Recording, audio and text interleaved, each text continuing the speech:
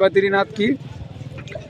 তো আমরা ইতিমধ্যে পৌঁছে গেলাম আমাদের বদ্রীনাথ স্ট্যান্ডে, বাস স্ট্যান্ডে। তারপরে আমরা ধীরে ধীরে এগোচ্ছি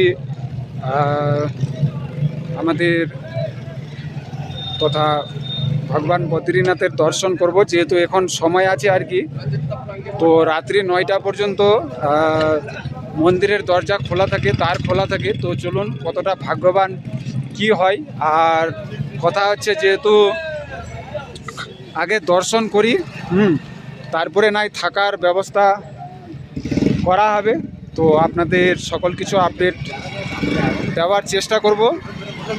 তো আপনারা যারা বদ্রীনাথ ধামে আসবেন, তো তারা হরিদ্বার বা সোনপ্রয়াগ থেকে ডাইরেক্ট বাস পেয়ে যাবেন।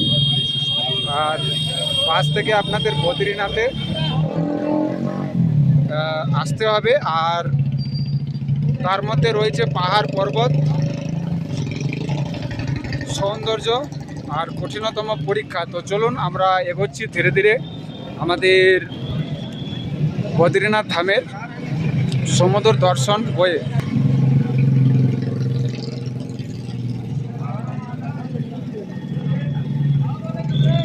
তো সকলেই ধীরে ধীরে আসছেন মন্দির প্রাঙ্গণ থেকে। আর আমরা, এটি হচ্ছে বদ্রীনাথ ধামের বাস স্ট্যান্ড। এই স্ট্যান্ড থেকে আমরা এখন বদ্রীনাথ ধামের উদ্দেশ্যে আর কি রওনা দিচ্ছি। কারণ যে উদ্দেশ্যে এখানে আসা, আগে এটা পূর্ণ করি, তারপরে নাই দর্শন থাকার ব্যবস্থা করব আর কি। তো চলুন দেখা যাক আপনাদের কতটা কি দর্শন দিতে পারি।